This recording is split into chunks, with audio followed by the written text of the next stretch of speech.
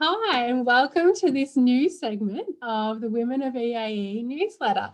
So I'm starting this thing called that I've called 2 minutes to talk, and I'm going to spend a couple of minutes with a person from our school and just find out a little bit more about them so we know a bit more about each other. So today I've got Alanis Olesch-Byrne. And so Alanis, I want to know, do you have 2 minutes to talk? Of course, Mel, I definitely have 2 minutes to talk. Great. Okay, cool. So tell us, what do you do here in the School of EAE? Well, actually, as of yesterday, I am a new PhD student. So I have currently just started my PhD at Monash University. I finished my honours last year, and I also did my undergrad at Monash, here at Monash. That's amazing. That's so cool. So what are you doing your PhD on? Well, actually, it's very cool because I'm focusing on these things called rare earth elements, which are things that we need in magnets, in wind turbines, also in smart cars, and even in our phones. So obviously, understanding where these things come from is super important. And there's a couple of deposits around Australia, including Mary Kathleen in Mount Isa and Olympic Dam in South Australia. So we know that these places have heaps of these rare earth elements that we want and we need, but we have no idea how they got there. So I'm looking at how they got there and hopefully fill in the gap of research that we need to understand these processes. Oh, that's so cool. That sounds really interesting. Hey, so you did undergrad with us as well. So what was the coolest thing about undergrad? What did you like the most? Well, first of all, I loved undergrad at Monash. The most exciting part, and I think the best part of undergraduate studies here at Monash, is that you get to go on so many field trips and you get to experience the rocks in real life, and you get to go out into the field and actually experience what it's like to be a geologist. So two highlights in particular was Broken Hill. So that's a winter subject which goes for 3 years, and you get to look at you can make a massive map of Broken Hill and look at all the structures, and also if you do your honours degree, you get to go to New Zealand and you get to go look at all of the really cool geology in New Zealand. They were two of the biggest highlights for me.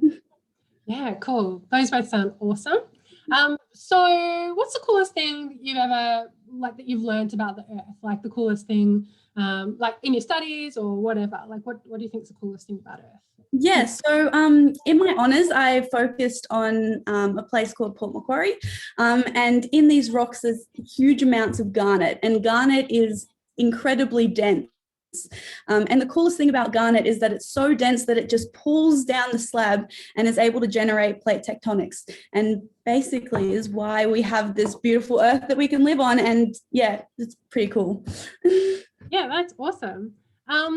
So what's something you love doing that not many people would know that you do? Well, I was actually born in Cairns, and both of my parents were scuba dive instructors. So as like a little family thing, we go scuba diving a lot. So I've scuba dived all over the world, and yeah, I love it. That's cool. What's your favorite place to scuba dive so far?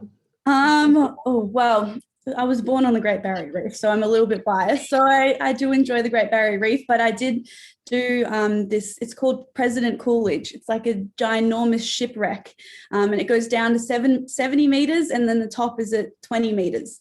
And you basically go through the ship and you get to see where they used to eat. And it was terribly claustrophobic, but it was great. I loved it. So cool. That's amazing. Our time's almost up. So I want to ask you one final question, and that is, what's one change that you want to see in the world in relation to women and girls in science? Great question.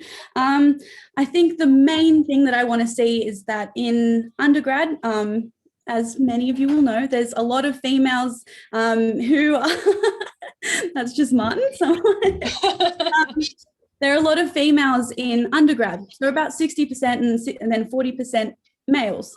But then as you move up and as you go higher and higher throughout the school, females begin to dwindle away. And then there's a higher percentage of males than there are females. And I think the best example of this is actually in our academics throughout the school. So unfortunately, we don't have very many female mentors that we can look upon and, you know, say, hey, look at these amazing role models and I want to be exactly like them. So I would like to see, I guess, more females stay in earth sciences because they love it. Obviously they love it because they're doing undergrad, and just stay in it because they are comfortable in it and they've got secure jobs in it. So that's one of the things that I'd love to see change. Yeah, awesome. Now, of course, you are one of those role models, so that's a fun Hopefully. Awesome. Thank you so much, Alanis. Thank you for taking 2 minutes to talk. My pleasure. Thanks, Mel. Bye. Bye.